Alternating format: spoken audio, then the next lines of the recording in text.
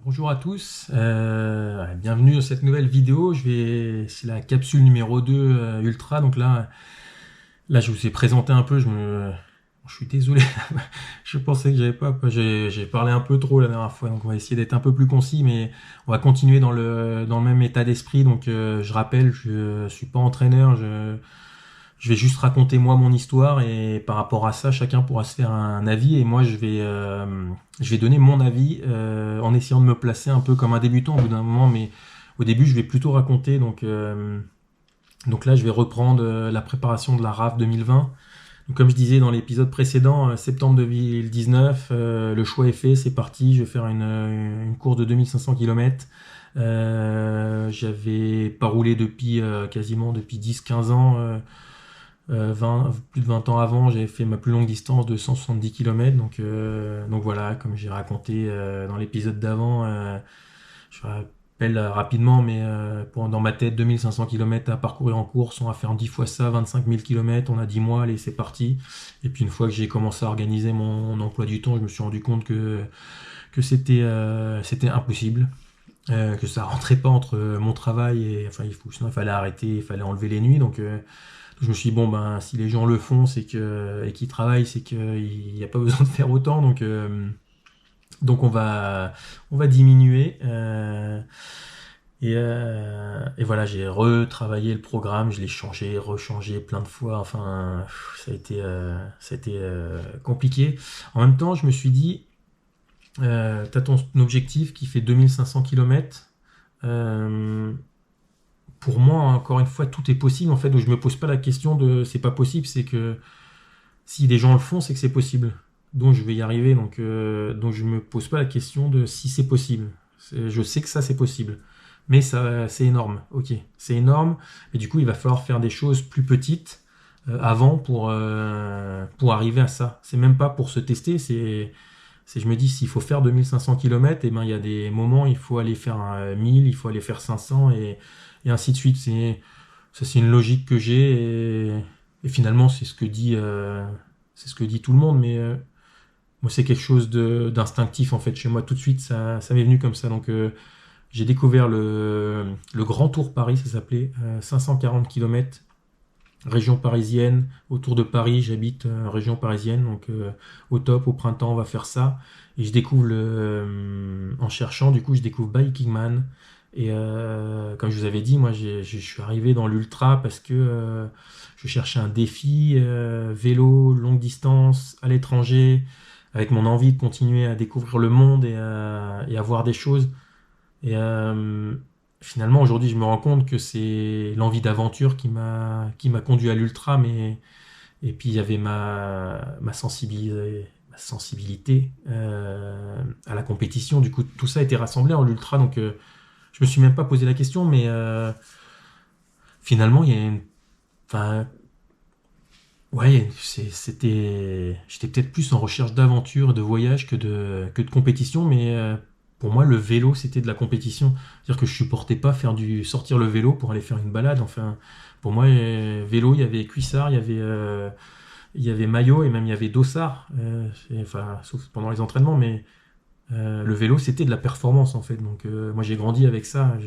J'ai commencé à 9 ans. Bah, tiens, c'est le vélo, c'est pour faire de la performance. Ok, bah, c'est pour faire de la performance. Et j'étais dans ce cadre qui est complètement faux parce que le vélo c'est un moyen de déplacement tout simplement. Et tu veux l'utiliser pour aller rouler très vite, utilise-le pour aller rouler très vite. Tu veux l'utiliser pour aller chercher ta baguette de pain, utilise-le pour aller chercher ta baguette de pain en fait.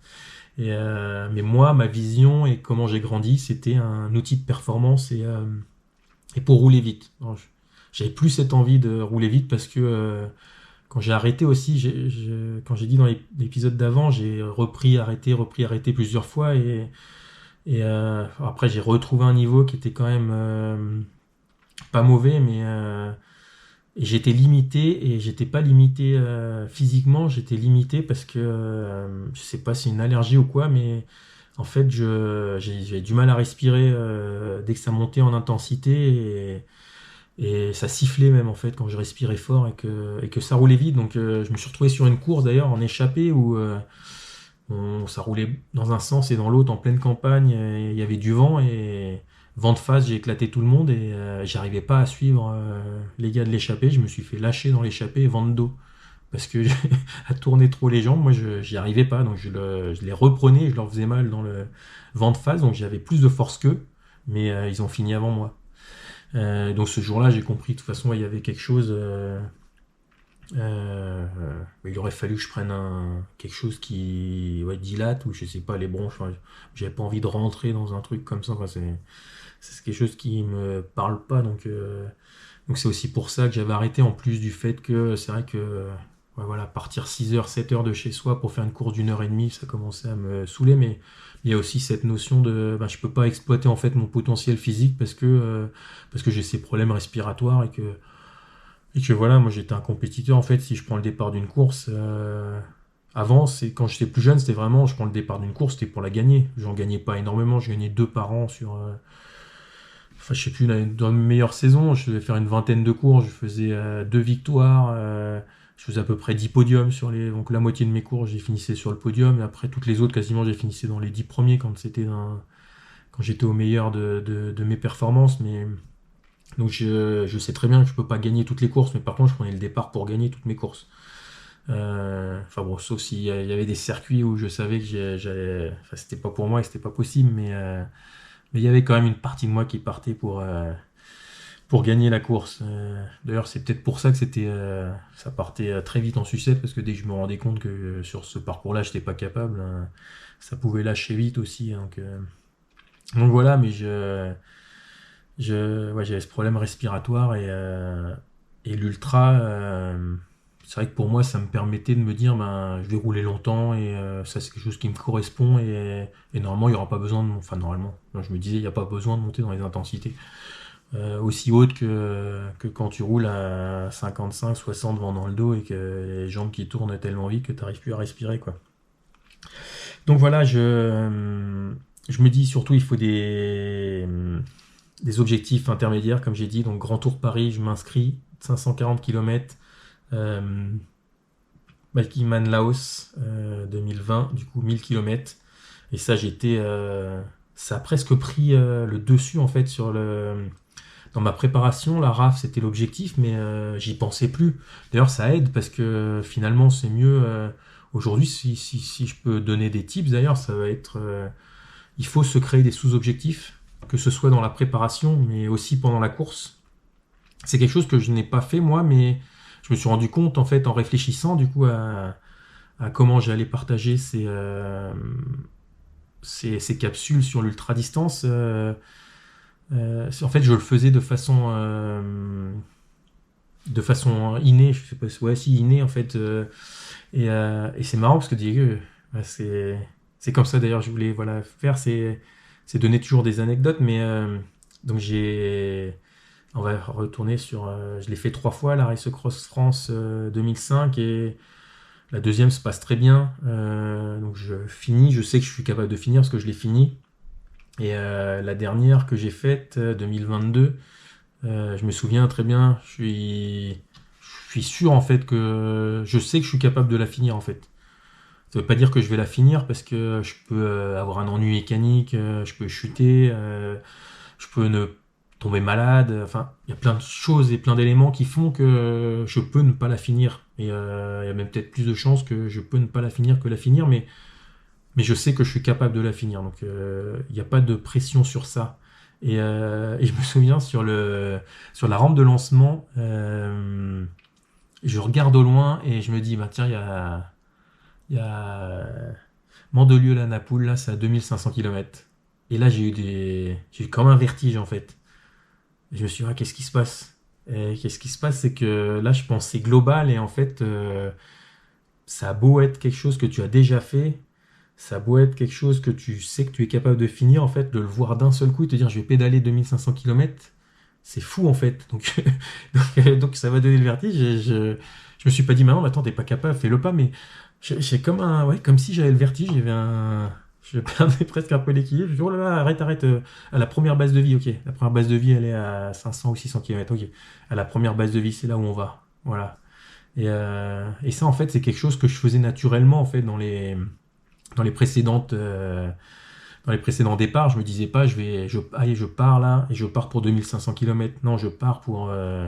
et peu importe en fait quel est son sous-objectif, quelqu'un qui a besoin de sous-objectifs très réguliers, qui se dit, bah, tiens, je pars pour 100 km. Et ben, si c'est ça qu'il lui faut, il faut faire ça. Et tu regardes ton compteur, ah putain, je suis arrivé aux 100 km, ça y est.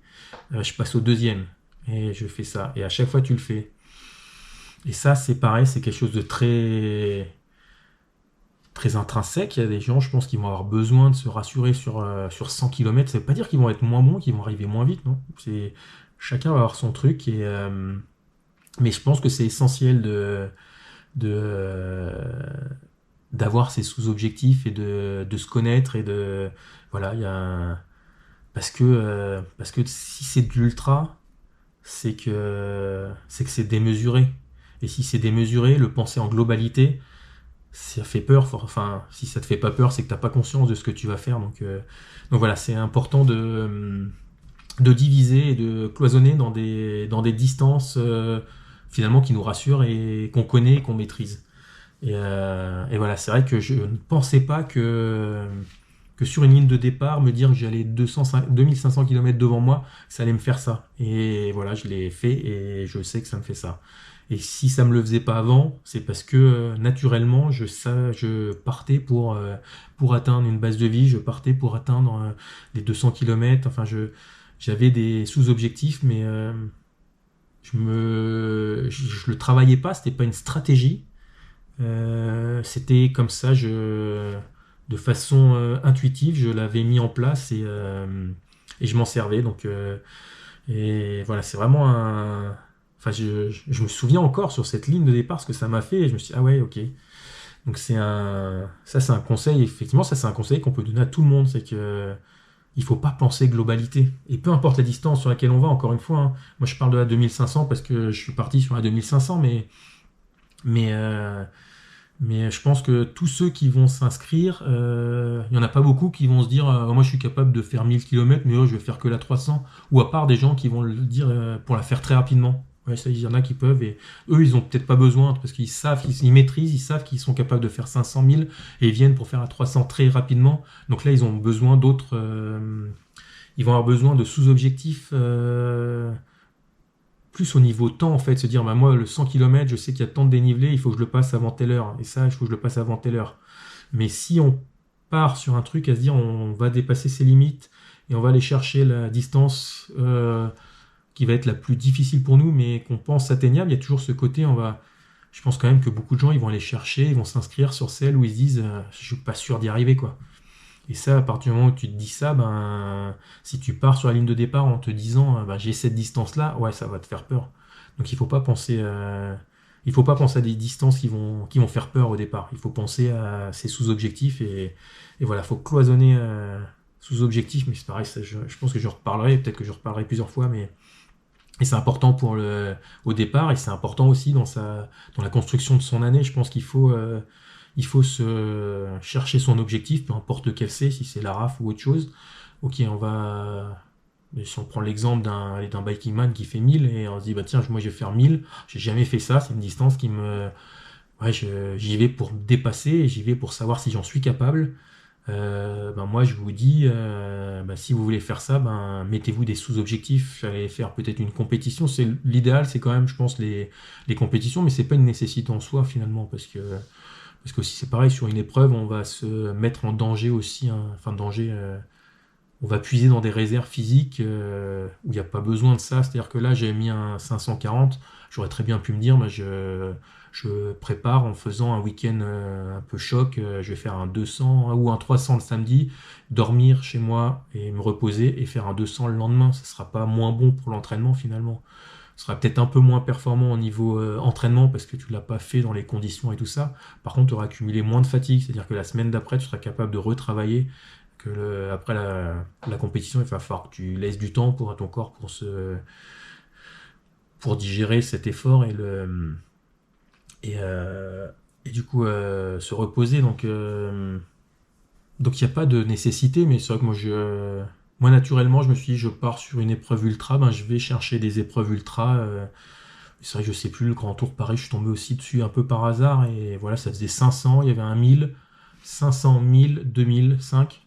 C'est parfait, je suis parti sur ça. Donc voilà, j'avais mon programme, j'avais redivisé. Donc comme je vous avais dit, j'étais parti sur 25 000 km. Finalement, j'ai dit, bon, allez, on va mettre 15 000. Et je sais plus si j'ai 15 000, je m'étais dit encore, c'est trop grand. J'avais encore diminué. J'avais ajusté comme je pouvais. Et d'ailleurs, j'avais ajusté comme ça. Et là, je pense qu'on était encore en septembre. Je pense que quand j'ai fait mon premier programme, j'avais pas commencé le vélo en fait. J'aurais dû me dire, putain, je m'inscris le lendemain, j'aurais dû faire du vélo. Maintenant, j'étais encore dans la construction à me dire, maintenant, comment on fait pour s'entraîner et qu'est-ce qu'il faut que je fasse alors que j'aurais dû rouler et puis me dire, attends, j'ai le temps de toute façon de savoir. Mais voilà, j'avais besoin, moi, de structurer justement ça. D'ailleurs, c'est peut-être, voilà, c'est mon mécanisme à moi qui est comme ça. Et voilà, j'avais après trouvé j'avais intégré ces deux courses dans mon planning d'entraînement. Dans mon planning d'entraînement de l'année du coup 2020 parce que les courses arrivaient en 2020 avant la RAF. Alors j'ai retrouvé les kilomètres que j'avais fait. Donc quand je disais j'avais rien fait, alors, avant 2018 j'avais même pas Strava. 2018 j'ai fait 0 km, je l'avais ouvert mais 0 km. Janvier 2019 je faisais quand même du vélo, j'avais fait 179,5 km. Février 2019 j'avais fait 48 km. Mars, avril et mai, j'ai fait 0 km. En juin 2019, j'ai fait 77,9 km. En juillet et août, j'ai fait 0 km. C'est-à-dire qu'en 2019, en septembre 2019, quand j'ai cliqué sur je m'inscris sur une course de 2500 km, j'avais fait dans l'année 305 km. Et les années d'avant, j'avais fait encore moins. Du coup, en septembre, mon premier entraînement, j'ai tout repris, comme ça fait des... Enfin, moi, je trouvais ça, c'est peut-être pour moi que je fais ça en fait, mais ça me fait rigoler de retrouver. J'ai fait 44,6 km. Voilà, ça c'était mon premier entraînement en septembre. Finalement, en septembre, j'avais peut-être commencé avant de faire le planning complet parce que tu vois, je me trompe peut-être dans les trucs parce que j'ai fait quand même 15 entraînements différents et j'avais fait 859 km en septembre. Donc c'était déjà ambitieux quoi, pour une reprise. Alors si après je reprends, du coup j'avais fait de façon, j'avais dit, je l'avais fait un peu de façon crescendo, donc je pense que c'est pareil dans la construction, si vous faites appel à un vrai coach, il va y avoir des moments où ça va être des gros mois, puis d'autres ça va être moins parce que le travail en fait il faut l'assimiler et qu'il y a besoin d'avoir des moments où on travaille moins et il faut augmenter les intensités, diminuer les charges et ainsi de suite. Donc moi j'ai pas de notion de ça, donc j'ai fait au mieux avec les compétences que j'avais. Donc moi je l'avais construit de façon très linéaire en fait. Je m'étais dit il faut faire 2500 km et je crois que je m'étais dit il faut faire un mois à 2000. Voilà, 1 ou 2 mois avant, il faut que le mois il fasse 2000 km et j'ai fait 2000, ainsi de suite, et ça descendait, ça descendait. Et donc dans la réalité, en octobre 2019, moi j'avais fait 986 km. Après en novembre, j'ai fait 753. Donc octobre, j'ai fait ma première sortie de 100 km. En novembre, voilà, j'ai certainement prévu de faire plus, mais j'avais dû avoir de la fatigue parce que reprendre avec 859 km directement, voilà, au bout du coup, le troisième mois d'entraînement, j'avais pas réussi à augmenter la charge, mais j'avais quand même réussi à faire mon premier 150 en novembre. En décembre, j'ai fait que 500 km. Ça faisait 2 mois que ça réduisait. J'ai rien fait de spécifique parce que, comme je vous ai dit, je suis tombé malade en fait. Je vous ai dit dans l'épisode d'avant, je crois, mais en fait, j'avais mes collègues qui travaillaient en Chine et j'ai eu tous les symptômes d'un Covid en fait. Ouais, j'avais été envoyé pour faire des radios des poumons. Enfin, ça a été. Ouais, j'étais vraiment pas bien. Ça, c'était entre le Noël et le Nouvel An. Je suis tombé malade, mais ça a duré jusqu'à mi-janvier où j'étais arrêté jusqu'à mi-janvier. J'avais fait 2 semaines où je pouvais pas sortir du lit. Enfin, donc décembre 500 km. Janvier, j'ai réussi à faire 589 quand même. J'avais réussi à reprendre. Février, j'ai fait 1153. En mars, j'ai fait 1078. J'ai noté, c'était le confinement du coup. Le confinement arrivé, donc 17 mars. L'avantage du confinement, c'est que comme je vous l'ai dit, moi j'étais trop lourd, j'ai crevé 3 fois et du coup j'avais acheté un home trainer. Donc tous les entraînements jusqu'ici, je les ai fait sur home trainer. Donc le confinement arrive, moi j'avais mon entraîneur qui était déjà en place. En fait, j'ai un vélo un peu plus ancien, il est là, mais on voit pas, mais j'ai un vélo un peu plus ancien que je laisse. Il est dédié à l'home trainer, en fait, je ne le bouge jamais. En fait, c'est toujours. En fait, encore une fois, c'est que tout le monde est différent et moi, si je dois prendre le temps de prendre un vélo, de sortir l'home trainer, de mettre l'home trainer dessus, je vais le faire une fois, quoi. La deuxième fois, ça va me saouler, je vais regarder le truc et je vais me dire, ah, vas-y, c'est trop long, je vais pas le faire. Donc, il faut que j'ai le. Si j'ai. Enfin, je sais pas, des fois, je me dis, c'est un peu fou quand ça fonctionne, mais je fais avec ce que mon esprit me laisse faire, en fait. Et s'il y a trop de contraintes, j'y vais pas, quoi. Et s'il faut descendre, prendre le vélo, il faut le laver après, tout ça, ça va commencer à me prendre la tête. Je vais me dire, ah non, il fait pas beau, je vais devoir le laver, j'ai pas envie de le laver, donc je vais pas y aller. Donc là, il est à l'intérieur, j'ai pas ce problème-là, je me dis pas qu'il faut que je le lave. Donc déjà, je suis libéré sur ça. Il est, euh, il est monté tout le temps, donc je sais, voilà, le moment où je dis j'y vais, hop, j'y vais, je monte dessus, et j'ai pas le temps, mon esprit, il a pas le temps de me faire un tacle et de me dire, ouais, ça serait bien que tu le fasses pas. Donc voilà, c'était l'avantage, c'est que mars 2019, mars 2020, quand le confinement tombe, moi j'ai mon home trainer, il est dédié à l'entraînement. J'ai découvert Zwift et je fais les programmes dans Zwift et puis je fais en plus des sorties longues et sur Zwift et donc je suis prêt à ça. Moi, ça me change pas grand-chose. Je pense qu'il y en a beaucoup qui ont besoin de rouler en extérieur et qui font que ça. Eux, ça a dû être terrible en fait ce moment-là. Mais moi, ça n'a pas changé grand-chose. Ça a même été mieux parce que il y a eu plein de meet-up là, donc j'ai découvert qu'on pouvait rouler avec d'autres gens. Et du coup, je faisais comme je faisais un biking man et je faisais la rage. J'ai fait tous les trucs avec Arnaud et avec Axel. Donc voilà, je me suis inscrit à tous ces trucs-là et j'ai fait de l'homme trainer, mais ça reste des distances qui sont pas. En mars, j'ai fait moins, j'ai fait 1078 km. En avril, j'ai fait que 839. Et je me souviens que pendant ce moment-là, et ça va avoir une importance importante, mais ça parlait beaucoup sur les meet-up et tout ça. Donc moi, je savais pas ce que c'était une sacoche encore de bikepacking. Donc ça parlait, qu'est-ce que c'est la mieux, machin, truc. C'est la taille fine, c'est la taille fine. Ça coûtait cher. Finalement, je me suis acheté et finalement, je l'ai pas utilisé tant que ça parce que moi, je la trouve très bien, cette sacoche, mais c'était un axe traversant parce que j'ai pas les attaches qui permettent enfin tout ce qu'il faut pour le mettre sur le cadre. Du coup, quand tu crèves, il fallait démonter la sacoche pour pouvoir enlever la roue. Enfin, c'est pas si compliqué que ça à faire, mais dans mon esprit plus il y a un petit truc à faire en plus de la normale et plus ça me fatigue en fait. Donc ouais, c'était pas une sacoche faite pour moi, pas avec ce système d'attache. Mais bon, je l'avais acheté parce que ouais, tout le monde disait que c'était la meilleure, la meilleure, la meilleure pendant ces meet-up. Donc je l'avais acheté et c'est vrai elle est très, très agréable à utiliser parce que quand on l'ouvre, on a accès plus facilement à plein de choses. Il n'y a pas besoin de tout sortir pour aller chercher le truc au fond. Enfin, niveau accessibilité, c'est quand même plus facile, mais finalement, je l'ai pas tant utilisé que ça. Cette sacoche-là, j'ai repris des sacoches un peu plus classiques par la suite, et du coup, voilà, moi je viens du cyclisme traditionnel. Je rêvais d'avoir un beau vélo de contre-la-montre. Et moi, quand j'en faisais, que j'étais jeune, il n'y avait pas de vélo de contre-la-montre. Enfin, moi j'en ai un de mon ancien club, ils me l'ont laissé, mais voilà, j'ai jamais roulé avec une roue lenticulaire ou avec une roue à bâton, par exemple. Si peut-être une roue à bâton m'en est prêté une fois, mais voilà, je rêve de faire ça et ce bruit de. Enfin, ouais, ça c'est quelque chose, c'est un cadeau que je me ferai certainement un moment. Et d'ailleurs, quand je pensais à la Race Cross America, je me disais, ah ouais, ils prennent tous un contre-la-montre, ce sera l'excuse pour s'en acheter un et d'avoir un beau vélo de contre-la-montre et une roue lenticulaire. Et du coup, pendant les meet-up, on parlait beaucoup aussi de prolongateurs, les aérobars, et ça, je me dis, ah oui, ça c'est. Pour moi, je pensais que c'était. Je sais même pas si je me disais que c'était nécessaire ou si je me disais j'ai envie d'en avoir en fait. Et voilà, d'être en position un peu aéro et je trouvais ça.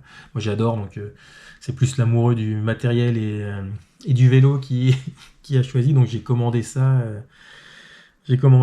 et je l'ai installé sur mon vélo Et dès que le confinement a été fini, le premier jour, je suis parti à l'entraînement tester mes aérobars. Et c'est vrai que du coup, voilà, je me disais la dernière fois, ça me paraissait bien quand je calculais combien de temps j'avais d'entraînement, mais c'était même pas en juillet, c'était en août 2020, la Race Cross France. Donc là, j'avais fait en mai, j'avais réussi à faire 2331. Donc je pense que c'était ça mon objectif, mais c'était plutôt en juin, je pense que je l'avais positionné, mais de faire un mois à 2500. Je m'étais dit, voilà, si tu pars sur une course de 2500, il faut que tu aies fait 2500. Alors est-ce que tu le fais en une semaine? Bah non, ça c'est la compétition. À l'entraînement, tu vas pas être capable de faire 2500. Donc je m'étais posé la question, je me suis dit, bah, tiens, sur un mois au moins, il faut que j'ai fait au moins une fois un mois à 2500 km, quoi. Donc en mai, j'ai fait 2003. En juin, j'ai fait 1536 km. Et en juillet, j'avais fait 2109 km. Et voilà, j'étais au départ de la RAF avec ce kilométrage. J'ai pas fait le calcul, mais en gros, 2, 3, 4, 5, 6, 7, 8, 9. Ouais, j'ai fait quand même, j'ai dû faire 10 000 km entre du mois de janvier, de début janvier à fin juillet. J'ai fait 10 000 km, donc ouais, c'était. J'avais bien roulé quand même. J'avais bien roulé. Ça faisait un peu moins de 12 000. Ouais, j'ai fait le calcul là. J'ai un peu moins de 12 000 km de septembre 2019 à fin juillet. Enfin, au départ de la RAF, ouais, parce que j'ai fait un peu avant. Donc, j'ai fait 12 000 km de préparation. Donc, voilà, la moitié, la moitié des 25 000 que j'avais imaginé. Mais cette projection, je l'avais eue parce que ouais, c'était de façon. Au début, je m'étais posé la question, puis j'ai commencé. Je vais pas sortir une calculette pour faire des calculs. Allez, c'est 2005, on rajoute un zéro, ça fait 25 000 et on part là-dessus. Et comme je vous avais dit, ouais, quand tu le places sur un planning, c'est pas possible. Donc, et puis même si je. Aujourd'hui, je vois, quand j'ai fait mes plus grosses saisons, là, j'ai fait 18 000. Et je m'étais dit, tiens, j'essaierai de faire 20 000 pour avoir un chiffre rond.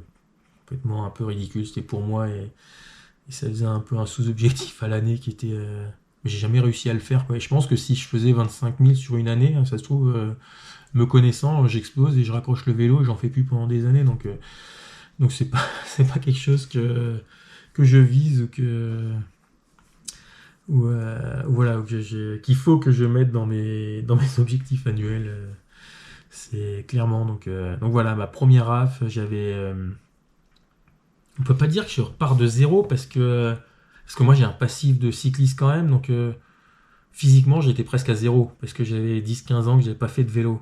Mais est-ce que physiologiquement le fait que j'en ai fait et j'en ai fait à haut niveau, il y a le côté mental où je sais faire du vélo, je sais comment rouler pour être performant, enfin je suis sûr de moi quand je suis sur un vélo sur la route. Ça bouffe aussi de l'énergie, j'imagine, pour quelqu'un qui débute et qui a pas. Moi, j'ai roulé dans un peloton, donc même une, euh, une voiture qui me frôle, ben, ça va moins m'impacter que quelqu'un qui débute. Donc, c'est un ensemble de choses qui fait que, voilà, sur cette RAF, je suis débutant parce que ça faisait 10 ans que physiquement, je faisais plus rien. Mais j'avais un passif de cycliste qui était énorme. Donc voilà, je suis débutant, mais je le suis pas. Voilà, j'avais envie quand même, ça fait des repères. Voilà, ça faisait 10-15 ans que j'avais pas fait de vélo, pas de sport du tout, j'avais pris du poids et je suis arrivé avec une préparation de 12 000 km. Donc voilà comment je suis arrivé au départ de cette RAF. Je pense que c'était largement suffisant pour être prêt, mais en fait, ce qu'il faut savoir, c'est que j'ai abandonné après 300 km. Donc voilà, j'avais un objectif de 2500 km et j'en fais 300. Je monte même pas le Mont Ventoux. Musculairement, aucun souci, j'aurais pu continuer. C'est ma première fois, donc est-ce que après 500 km, j'aurais eu plus de jambes, j'aurais pas pu, est-ce que j'aurais pu aller au bout, je peux pas savoir, mais voilà, ce qui s'est passé, c'est, je vous avais dit, pendant le confinement, j'ai acheté ces prolongateurs, je les ai montés sur le vélo et sortie de confinement, premier jour, je pars faire faire un circuit que j'avais dessiné, donc il faisait 185 km. Et je me pose sur les aérobars. Et d'ailleurs, je me rappelle, je regarde, je me dis, tiens, j'essaye de mettre la même énergie. Alors, ça n'a pas de valeur parce que on pourrait le faire ça avec un capteur de puissance, mais moi j'en ai pas. Mais du coup, je me mets en position, j'ai l'impression d'accélérer d'1 km/h, je me relève, putain, je perds, c'est 1 km/h, je me remets, j'ai l'impression, ouais, putain, je fais ça, trop bon, c'est le bon choix, j'ai acheté ça, trop bien, c'est cool. Mais en fait, rapidement, j'ai une douleur au niveau de la nuque. Euh, je me dis, ouais, c'est pas grave, si t'es pas habitué à la position, c'est pas grave, mais je reste sur les aérobars tout le temps en fait. Je fais 185 km, je dois faire 170 km sur les aérobars. Et j'ai cette douleur, mais ça va, rien de fou, mais ça me fait mal et je continue quand même, je continue. Et j'ai toujours fait un peu ça en fait quand j'ai une douleur, je me dis bah, ça va passer et c'est pas grave, mais en fait, le lendemain, la douleur, elle était insupportable. Et du coup, là, on est, ouais, c'était fin mai, je crois, fin mai, et là, il y a eu un problème, quoi. Enfin, c'est mi-mai, parce que c'était le 11, ouais, ça va être le 12 ou 13, enfin, un truc comme ça. Mais donc ouais, grosse douleur. Le lendemain, je repars. J'essaie d'enchaîner en fait 2 journées de 185 km et je repars, je fais le même circuit. Et là, impossible de me mettre en position et même en me redressant, ça me fait mal en fait. Et du coup, ouais, compliqué. Compliqué, je cherche des solutions. Je vais faire d'ailleurs une étude posturale. J'ai failli pas la payer, mais le gars, en fait, il était pas du tout à l'écoute. Il a passé la moitié de son temps à me régler mes cales de chaussures alors qu'il n'y avait pas besoin. Je lui ai dit que j'ai juste ce problème-là au dos et voilà, j'ai pris le départ. J'avais très très mal en fait. Euh, la douleur en fait, elle s'est accentuée. Et plus je faisais du vélo et plus elle s'accentuait. Donc c'est pour ça, je crois que même en mai, je fais 2300. Je pense que j'avais prévu de faire plutôt 2000 en mai, mais c'est vrai qu'avec la sortie du confinement, j'en ai fait un peu plus et je pensais faire 2002 ou 2005 plutôt en juin. Et en juin, je fais que 1500. Et ouais, je me relance quand même en juillet, je fais plus de 2000 km parce que c'est la dernière ligne droite et qu'il faut les faire, mais je l'ai fait avec une douleur qui des fois est à la limite du supportable en fait. Donc voilà, je suis au départ de la Race Cross France. Finalement sans pression parce que je sais que c'est même pas raisonnable de partir avec cette douleur-là. Euh, mais mais c'est pas grave. Je vais le faire et puis je me dis allez, ça va peut-être bien se passer quand même.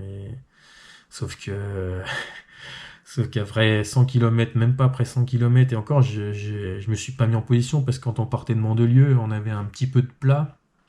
Et très vite après, pendant 70 km, ça fait quasiment que monter, quoi. Donc je suis quasiment pas en position, mais j'ai hyper mal et je commence à avoir j'ai des coups de jus en fait, des coups d'électricité qui me partent dans le bras là. C'est une douleur qui est hyper vive, insupportable. Quand je descends et je veux prendre le bidon, après 100 km, je peux plus. J'arrive plus à monter le bidon tellement ça me fait mal. Je suis incapable de boire en roulant. Et le bras gauche, ça fait mal aussi, et pas autant. C'est un truc, j'avais pas les coups de jus, mais enfin, ça me le faisait un tout petit peu, mais à droite, ça me faisait vraiment des coups de jus dès que j'essayais de porter le bidon, en fait. Et, euh, et donc, ouais, c'était un peu un calvaire. Du coup, on partait le soir. Après 150 km, c'est pareil, j'ai un gros problème gastrique. Je dois m'arrêter. Je dois m'arrêter pour faire des besoins et c'est pour enlever le cuissard forcément avec les bretelles. J'ai obligé d'enlever le maillot. Il y a mon téléphone dedans. Je pose Je pose le maillot par terre, je fais mes besoins sur le côté, je reviens, je remets, je repars et en fait j'ai tellement de mal aussi euh, que j'ai pas fait attention en fait. Le téléphone je l'utilisais plus après je sais pas 5 ans, enfin non, même plus que ça, le soleil se lève et je me dis bah tiens je vais regarder s'il y a pas quelqu'un qui m'a demandé des nouvelles donc je cherche le téléphone et là je m'aperçois que je l'ai plus. Téléphone que j'avais investi dans un téléphone hyper cher. Je venais de le recevoir en fait, j'avais pris le téléphone en plus. Moi j'aime pas ils sont trop grands, mais j'avais pris le plus grand parce qu'il annonçait une batterie plus longue.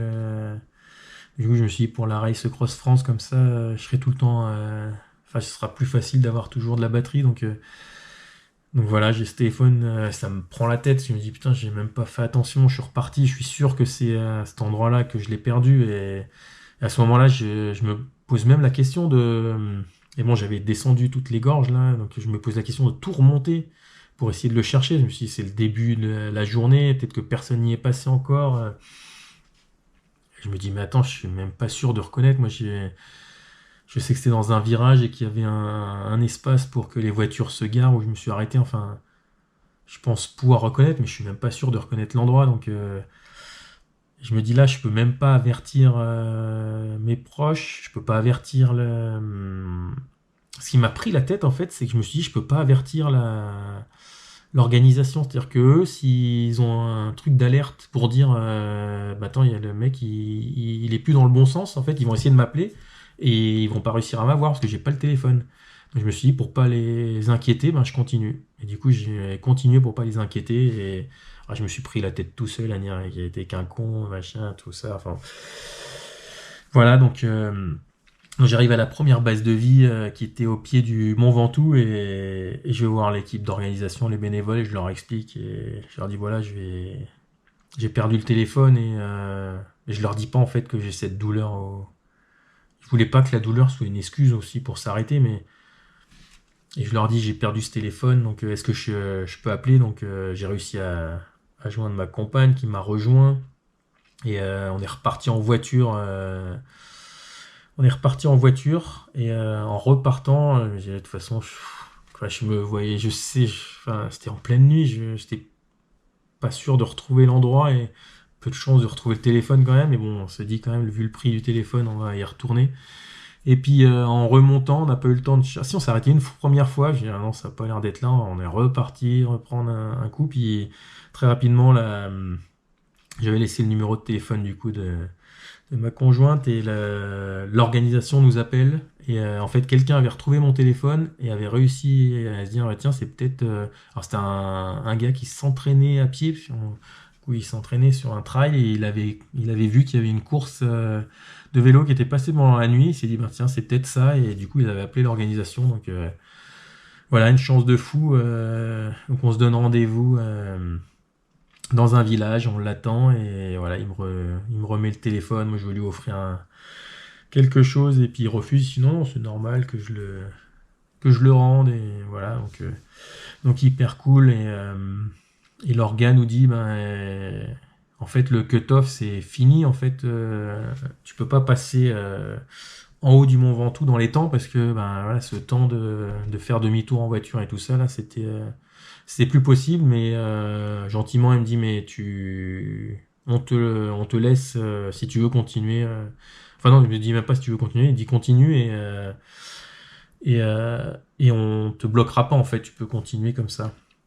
Mais moi, je suis dans un esprit de compétition, en fait, même si je sais pas que je suis capable de faire. Moi, je suis dans une compétition et qu'on m'autorise à, à déroger à une règle. Enfin, pour moi, c'était pas possible. Et puis, en même temps, il y avait cette douleur-là où je sais que, en fait, ça faisait tellement mal que, ouais, c'est sûr, j'aurais pu continuer, mais bah, peut-être, non, elle serait pas passée de toute façon. Mais bon, j'étais sorti, pour moi, j'étais sorti de la course et je faisais plus partie de la course, en fait. À partir du moment où j'ai décidé de faire demi-tour et d'aller chercher le téléphone, je faisais clairement plus partie de la course et dans ma tête, j'y étais plus, donc j'ai refusé. Et voilà, après, avec la voiture, on a attendu que les bases de vie suivantes ouvrent. Et puis voilà, avec les enfants, on a été aux différents endroits et on était plus un peu en vacances. Et voilà comment s'est fini cette première Cross France. Donc ouais, quand on dit que la position est hyper importante, que pour aller vite, il faut surtout être bien. Bon ben moi je l'ai expérimenté sur cette première raf. Enfin, c'est évident en fait que si on n'est pas bien sur son vélo et qu'on a une douleur, on peut tenir sur une douleur qui se passe, mais quand tu rentres chez toi, tu peux bien te reposer, repartir le lendemain. Mais en fait, quand tu enchaînes et que en fait c'est pas, tu t'arrêtes pas et tu continues, et tu dors un minimum et que tu repars, ben c'est plus les mêmes, c'est plus la même chose. Et un problème qui est petit, mais moi c'était pas un petit problème, mais un problème qui est petit devient tout de suite énorme. Ouais, c'est tout ce qui est ultra, il faut faire ouais, attention à savoir ce qui nous va, ce qui nous va pas. On en reparlera peut-être après, mais sur les problèmes de comment ça s'appelle, de sel, c'est pareil, c'est tellement personnel que on peut pas donner de conseils, mais il faut tester. Et ah ouais, je suis bien sur cette selle, ouais, mais si t'es bien sur cette selle, t'as fait quoi? Ouais, je l'ai testé pendant 40 bornes, ah ouais, ok.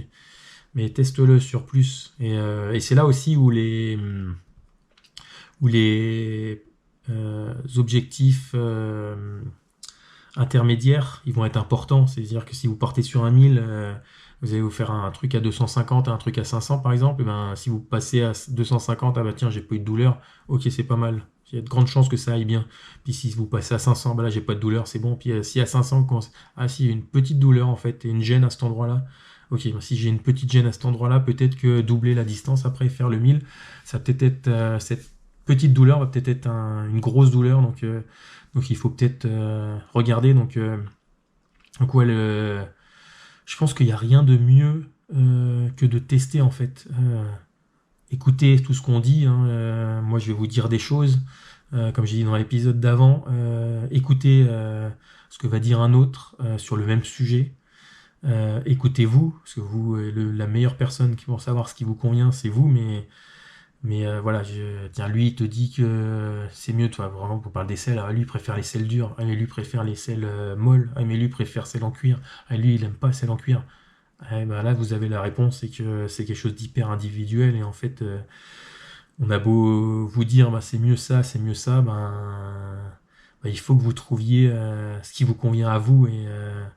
Et en fait, la seule chose qui permet de savoir, c'est de le tester. Après, effectivement, bon, les selles, maintenant, il y a des gens qui en prêtent, et moi, ça m'est arrivé aussi d'en prêter certaines à moi, parce que j'en avais acheté plusieurs, il y en avait qui me convenaient pas, mais par exemple, moi, même quand je marche, j'ai les cuisses qui se touchent, en fait, et je suis obligé de mettre un cuissard ou un boxeur assez long, parce que si je marche longtemps, je finis, après une demi-journée, je saigne, en fait, parce que les, euh, les cuisses, à l'intérieur des cuisses, ça frotte. Donc en fait, ce que je me suis rendu compte, c'est que moi, les selles qui ont un gros bec que le bec de selle soit grand, bah, ça me convient pas. Donc la forme, c'était une selle plutôt assez courte qui m'est convenue. Et effectivement, c'était évident parce que, y a, parce que j'ai cette anatomie-là, mais il y a d'autres gens où ça va pas être comme ça du tout. Donc il y avait des selles où j'étais hyper bien dessus parce que moi j'aimais bien les semelles un peu molles, et puis j'en avais trouvé une qui je trouvais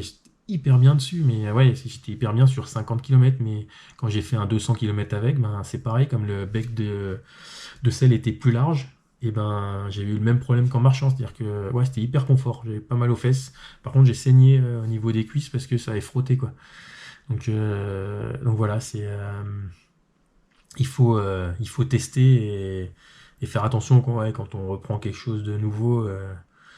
Et ben, il faut y aller peut-être un peu doucement pour vérifier quand même que ça nous convienne et que ce soit adapté à nous, à notre confort et à ce qui nous convienne.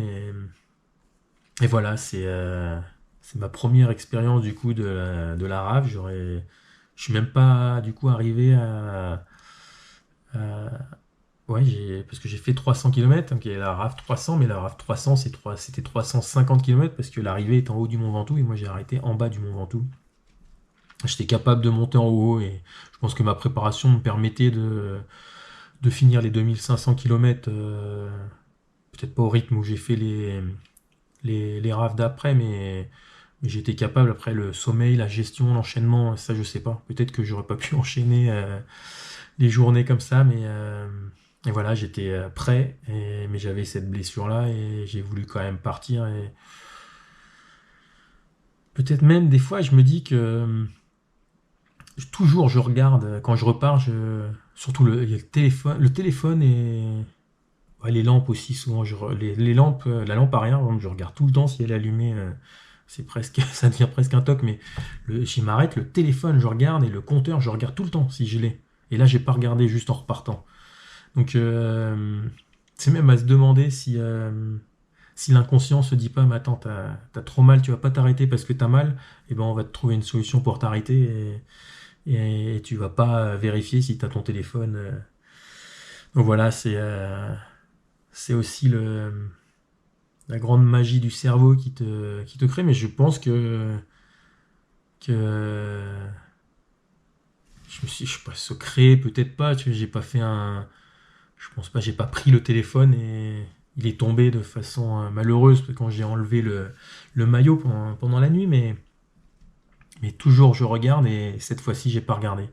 Une seule fois j'ai failli oublier mon téléphone et c'est la fois où j'ai failli l'oublier où je l'ai oublié d'ailleurs, pas failli, où je l'ai oublié que j'ai pas vérifié que je l'avais, donc c'est pas un hasard quoi.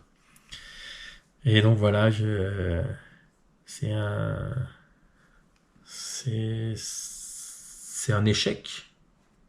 Ouais, ouais, enfin, je sais pas, c'est pas. En fait, pour moi, l'échec, c'est pas quelque chose de négatif, en fait. L'objectif, c'était de faire 2500 km, j'ai fait 300 km, donc c'est un échec. J'ai pas été faire ce que j'ai fait, mais comme on dit, ouais, c'est vrai que tu arrives, tu fais un premier 2500, t'as aucun problème. Et même si tu fais une performance, en fait, si tu fais un truc plus fort que ce que tu pensais, peut-être que la deuxième fois où tu vas arriver, tu vas te dire, mais attends, moi je maîtrise en fait, je vais plus vite que ce que je pensais faire. J'ai fait les 2500 nickel. La deuxième année, tu repars et tu dis, bah attends, mais les 2500, je sais que je vais le faire et je sais que je vais le faire encore mieux parce que là, je l'ai fait une première fois et je suis entraîné. Sauf que la première fois, t'avais pas eu de problème et puis la deuxième fois, bah tiens, t'as un petit problème. Ah merde, putain, du coup, tu sais pas comment le régler, tu perds du temps. Comme tu perds du temps, tu remontes sur le vélo, tu vas rouler plus vite. Ah merde, j'ai roulé plus vite, là je suis pas bien, je commence à pas être bien. Ah, je fais une fringale, je dois m'arrêter pour manger, je m'en mange. Putain, je mange trop, j'arrive pas à le digérer parce que j'ai jamais testé à beaucoup manger d'un seul coup et de reprendre le vélo tout de suite après. Et ça peut être une cascade. Et en fait, voilà, tout